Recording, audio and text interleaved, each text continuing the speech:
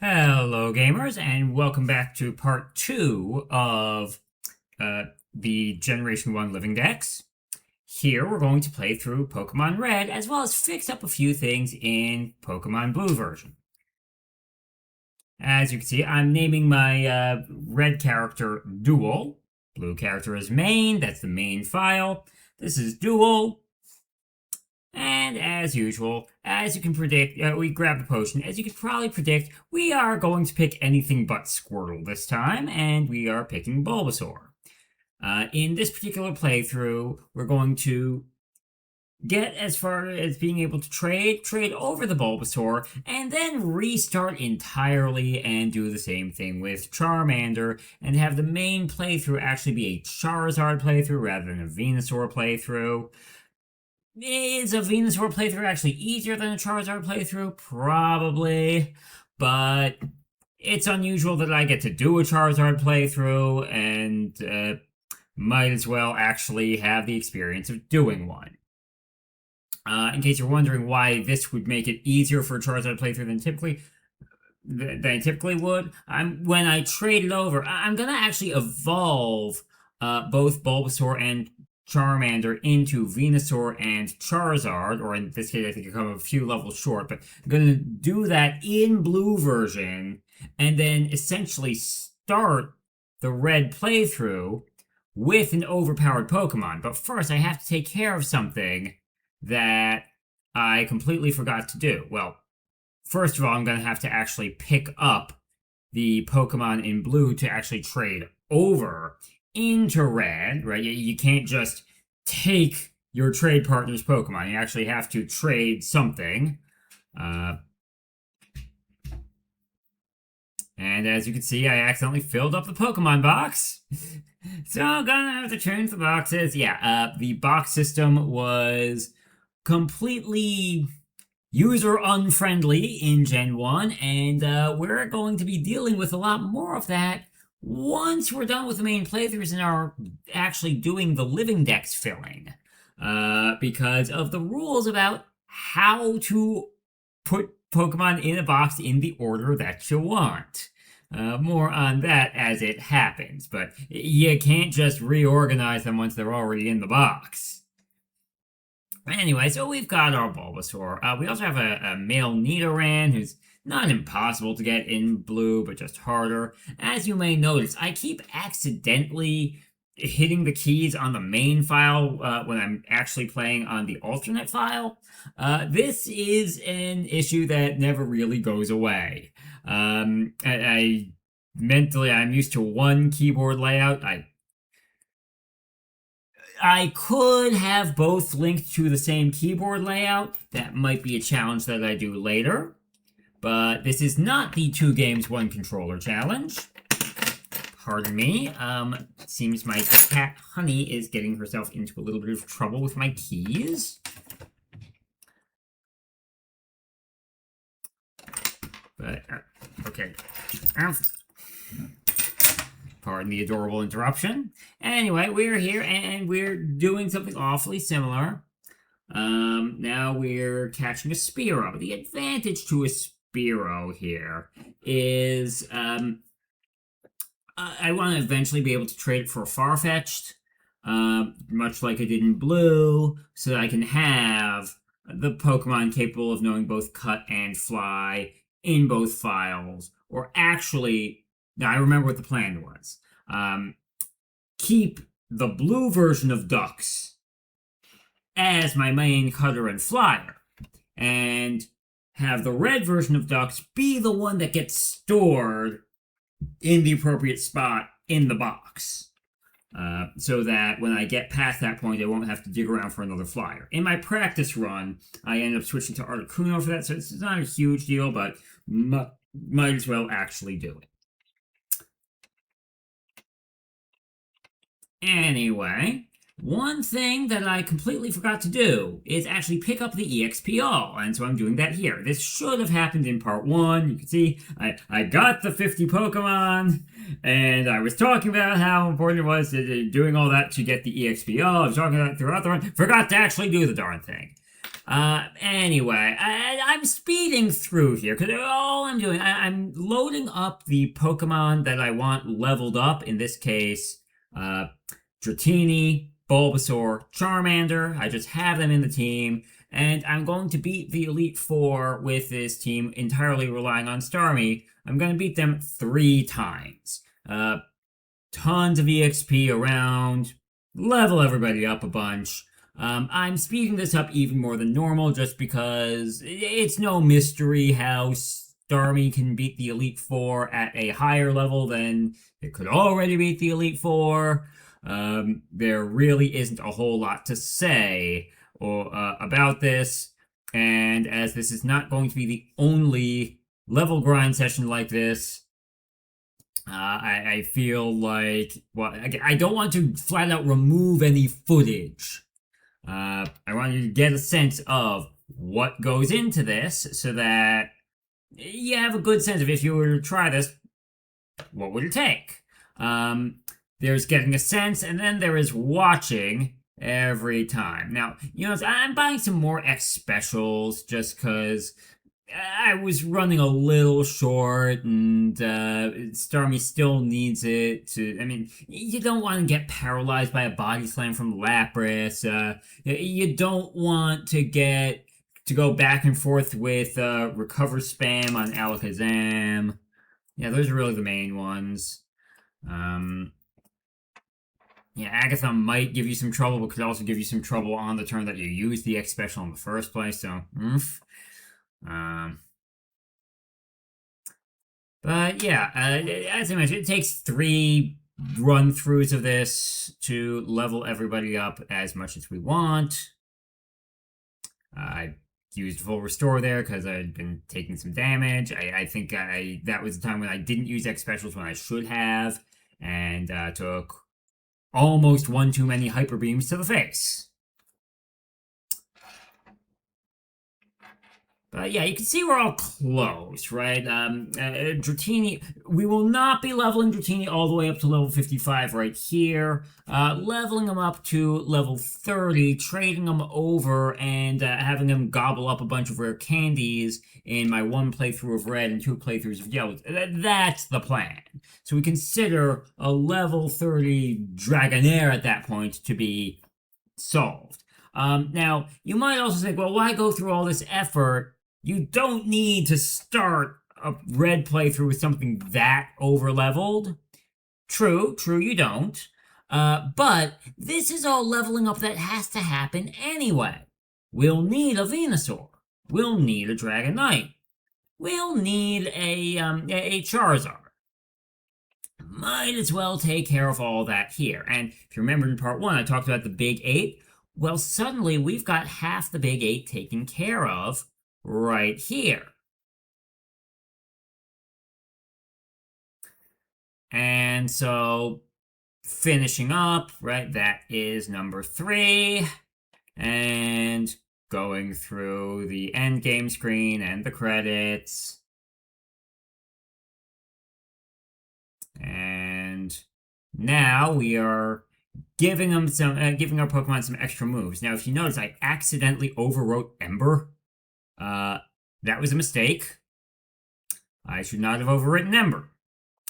I was expecting Ember to be in the 3rd spot, and apparently it wasn't. This is when I realized, oh my god, did I just overwrite Ember? And so now I'll have a Charmeleon, soon to be Charizard, with absolutely no Fire-type moves or special moves of any kind, only knowing normal damaging moves. And this is gonna be a little bit of an issue in Pokemon Tower. I hadn't even realized it at this point. But it's gonna be a problem. Now you might wonder, okay, why am I catching extra stuff, right? Well, can't I trade back the stuff that I already... Well, in addition to trading over the Charmeleon, I also want to trade over Starmie. Notice, I made a point of keeping Starmie below level 70, so once I beat Sabrina, Starmie can actually sweep through the rest of the game. And also I want to trade over the Farfetch'd that knows all the that knows those 2 HM moves. Notice I taught, I think I taught Strength to the Charmeleon, and I also taught Surf to Dragonair. I knew Surf is a good move. Might as well teach it. This absolutely saves me when Pokemon Tower comes along because it's something that can hit Ghost types. Uh, but yeah, if you do this, don't overwrite Ember. In fact, and if you think Ember's too weak, maybe go a little harder. Maybe go through like one, maybe two extra rounds to get that Charizard up to level 46 by the time you'd be uh, facing Pokemon Tower, so you could have big, whomping flamethrower. Anyway, as you can imagine, this level 33 beast is able to absolutely shred Brock, type disadvantage notwithstanding. Remember, Slash always critical hits, so we don't care how many defense curls Geodude uses. Facing all these bug catchers, gee, we really wish we had a fire type move, but what can you do? You can not make that mistake. Okay, here I'm catching another Spearow. I guess I've got to trade over the one I had, or yeah, whatever I did there, but somehow or other, I got a Spearow. Yeah, I'm getting the rare candy. Dragonair will be thankful. I'm skipping the Mega Punch TM, because why do I need it? I already have Slash and Strength. They hit harder, and they only miss with a Gen 1 miss. Or if the opponent uses Sand Attack or something. And now as we get to the fossils, yeah, there was the spot of the Hidden Moonstone that I forgot to do in Blue version. But notice we're getting the opposite fossil of the one we started with. We will need, throughout the 4 playthroughs, 2 Helix fossils and 2 Dome fossils. Right now, we're at 1 and 1. And now we go over facing Misty, and because, yeah, again, type advantage notwithstanding. Oh, look! Stormy hit us a tiny little bit. Might have even knocked us out. Now, you'll notice I'm able to just cut through down there. Despite not going through, I'm able to completely skip Nugget Bridge and the trip to Bill's house. In the yellow playthroughs, I'll be using this same trick, sort of. I won't be able to skip Nugget Bridge entirely because, well, north of Nugget Bridge is where the Charmander is. And I will want to get 3 sets of starters. Remember, it's a Living Dex, not a general Pokedex entry completion. I will need a Bulbasaur, an Ivysaur, and a Venusaur. Charmander, Charmeleon, and Charizard. Squirtle, Wartortle, and Blastoise. And so here we're just zooming through. Get over-leveled enough. Yeah, that helps to actually be holding the Spearow you want to trade. But finally, I have 2 Farfetch'd, one of which Nose Cut. And yeah, this time it took a number of tries in order to do the trash can puzzle. I think it was like the 5th try. It's a slightly annoying one, but there we go. And then in yellow version, where it's not glitched, it's always a little bit harder because you never have more than a 50-50 shot, sometimes as low as a 1 in 4 shot. But either way, the battle itself wasn't hard. This is when I realized, oops, I forgot the bike voucher, and accidentally told the guy that I didn't want to talk to him. By the way, I love to talk about how in modern Pokemon, the like 15 text boxes worth of text that this guy gives you and then apologizes for taking your time, and that's the plot point for why he gives you the bike voucher. Yeah, in modern Pokemon, you sometimes have to mash through that many boxes of text just regularly, multiple times throughout the plot. In their attempt to be more immersive, it makes it harder to actually do novelty playthroughs. The other aspect to that, by the way, that I haven't heard very many people talk about, the overbearing tutorials that you get in a lot of Pokemon games, the way they handled that back in Red and Blue was actually to have most of the tutorial information in the instruction manual. These days, I'm not sure why the ideology changed on this, but these days, the piece of paper that you get with the game is pretty much just artwork and a brief description of the game. And if you need to include a lot of tutorial information about how the game works, well why not actually put that in an instruction manual? It, for one thing, means that if you're replaying, you don't need to go through it all again. For another, if you've forgotten some detail, an instruction manual actually has a table of contents. But I digress a bit, as I'm just going through a rock tunnel. You can see I got hit with more rock throws than I really wanted to, but Charizard does not faint here. Not that it would be a huge deal if you did. I'm not saving my money for very much, but also another mistake I made here.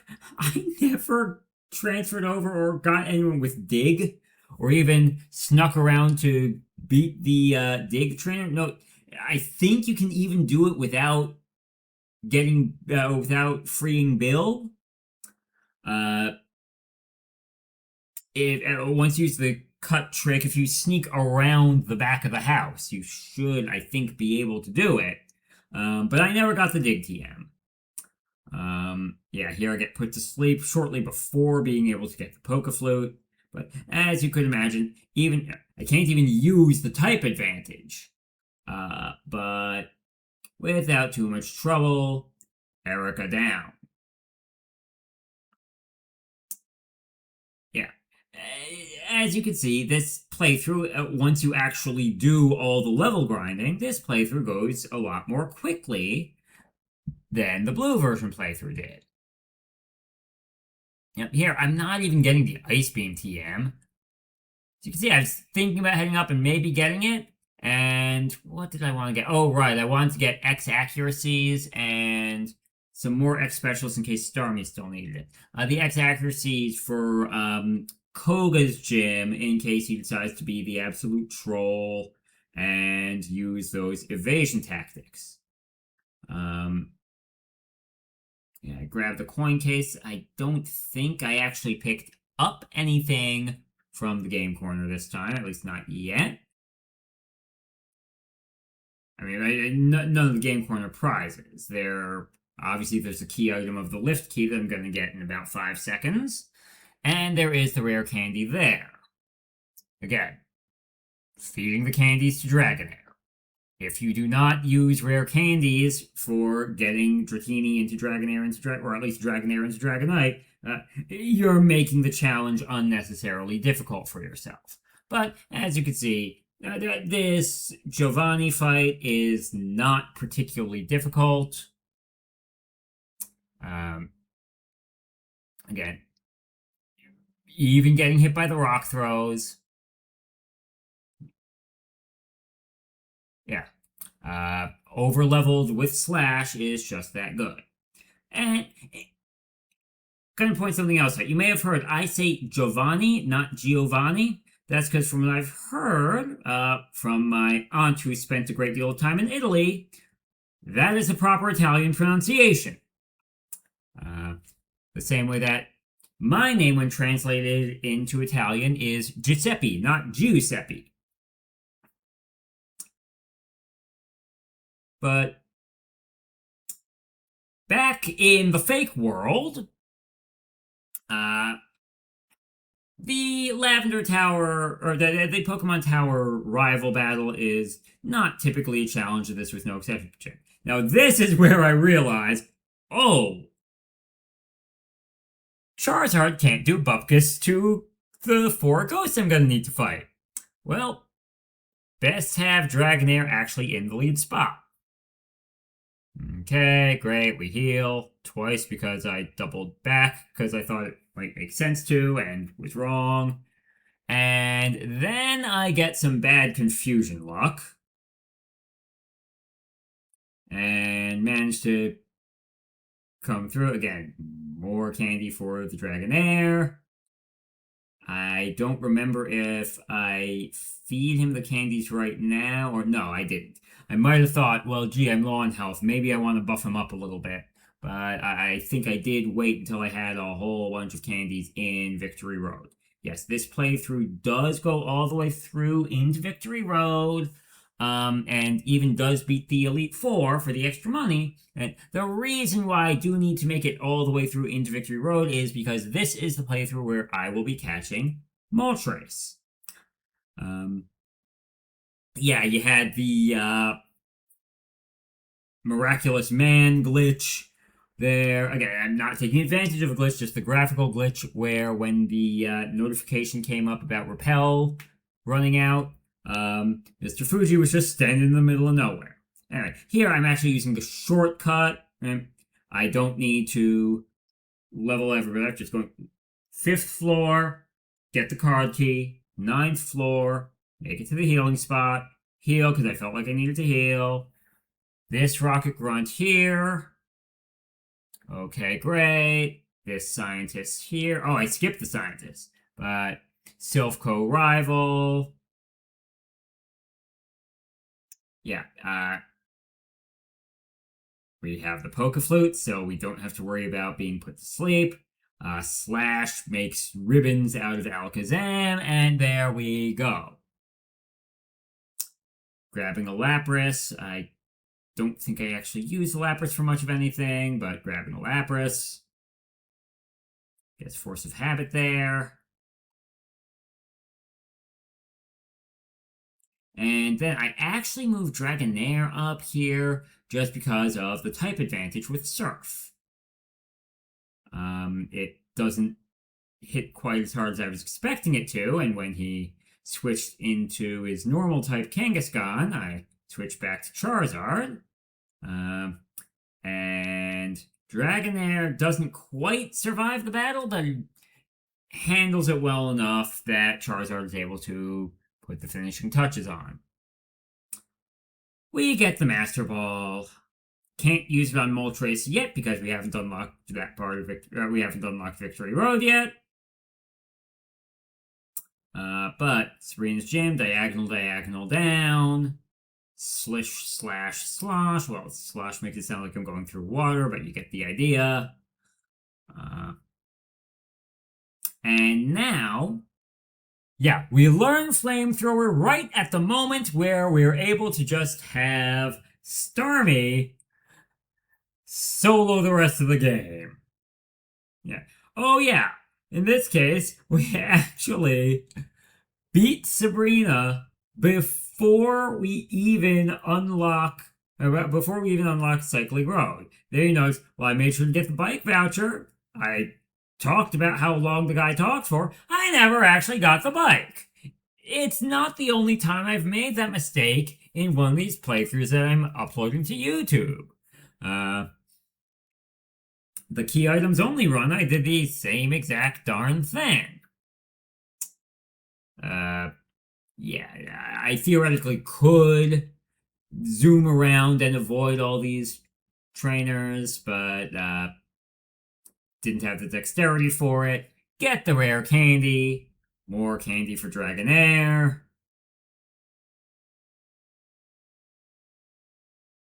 And moving the Psychic type Starmie up into the first spot, and having perhaps the most decisive series of victories against Koga and his underlings, trainer, whatever you want to call these other gym trainers in Koga's gym. Even Weezing doesn't get the chance to use self-destruct. Because that's what happens when you have a level 60-something Starmie just whomping right through. And here, I'm deciding whether or not to try to get the high-level Pidgeotto. I decide not to yet. But, Dome Fossil. Right? In and out the door. And getting Kabuto. Yes. Anyway, up we go. Jump off the edge of the side of the building. Do not try this in the real world, only in the fake world. You'll also notice this is where, again, I'm a little annoyed that I don't have a digger. As, yeah, you can tell, I'm not even used to needing to do this part. Normally, I just dig my way out. Repel has run out. Yeah, I tried to snag a Growlithe with my last Pokeball. And here we go. Right? No point in answering all these questions, some of which are misleadingly phrased, right? Like, no, Caterpie does not evolve into Butterfree directly, evolves into Metapod and eventually evolves into uh, Butterfree. No, Poliwag does not evolve 3 times, evolves twice, but it's 3 stages. But after you get the first one wrong, you're wondering if it's that kind of trickery again. Anyway, you go through. And yeah, I'm using strength to get more Dragonair candy. 10th floor, still more Dragonair candy. I think I was deciding whether or not I wanted to go to Earthquake. Yeah, you go get the TM for Earthquake.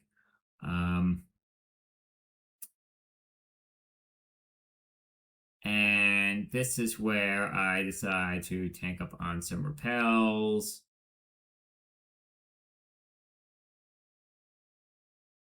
Go beat the Viridian Gym, except step on the wrong tile and go to the middle of nowhere.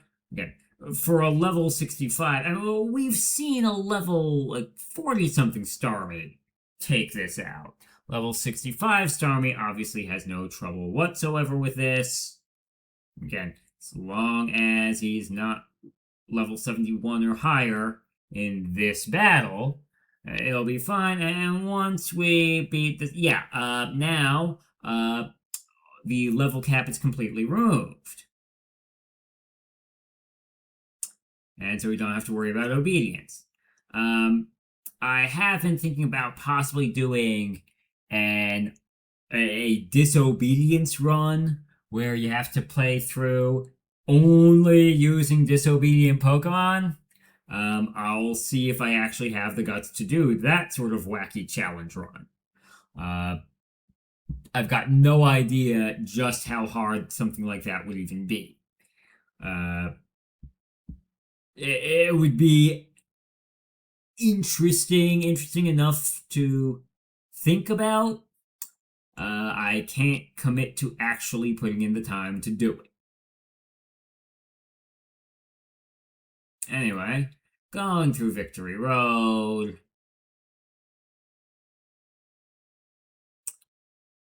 Oh, look, more Dragonair candy. And yeah, just making our way through. And this is where we actually use the candies.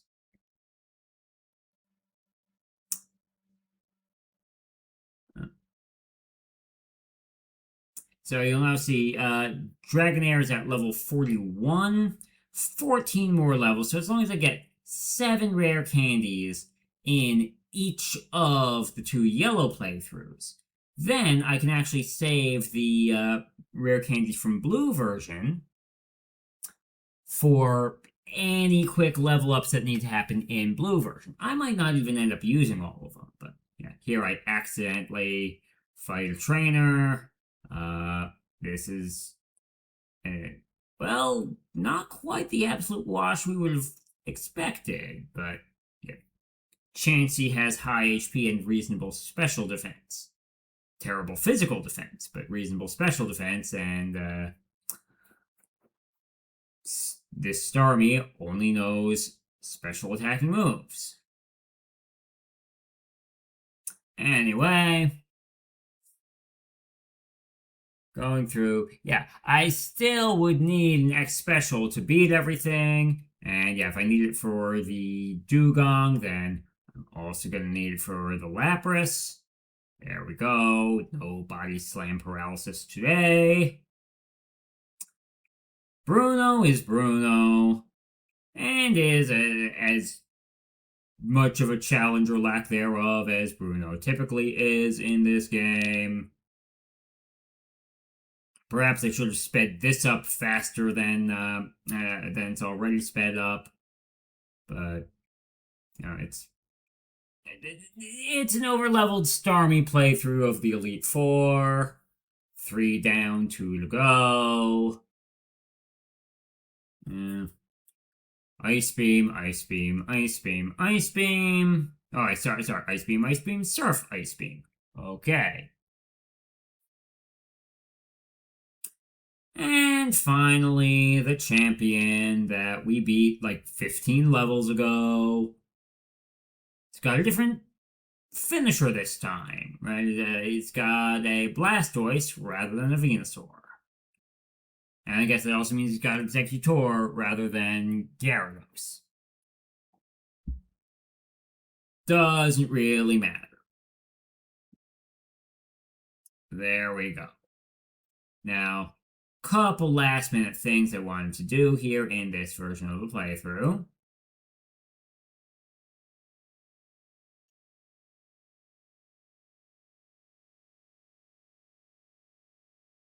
Wanted to get some more Pokeballs. And then go after, I talked about the big 8. Well, I will need a high level Pidgeotto. Oh yeah, I also decided to go for this Eradicate because might as well, right? Why level up for Rattata when you can just trade over an already evolved Eradicate? And here, despite Pidgeotto being a relatively common 15% encounter, I go through so many random encounters. And no, I thought it was 20 to 25 rather than 15.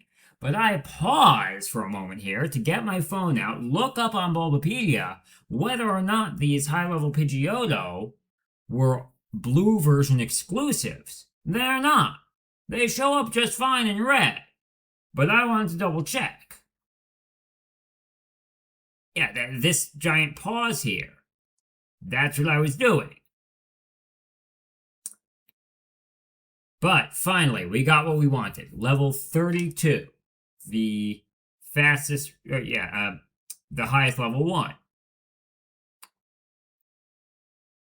Yeah, and that is it for what we do here. Now we're just rearranging some of the stuff to get ready for trading.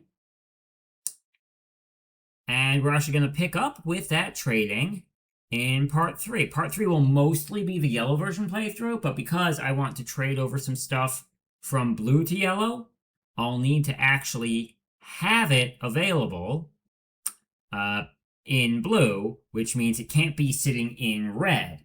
I can't trade directly from red to yellow with this software without messing with save file, because it distinguishes between what's in Game Boy 1 and what's in Game Boy 2.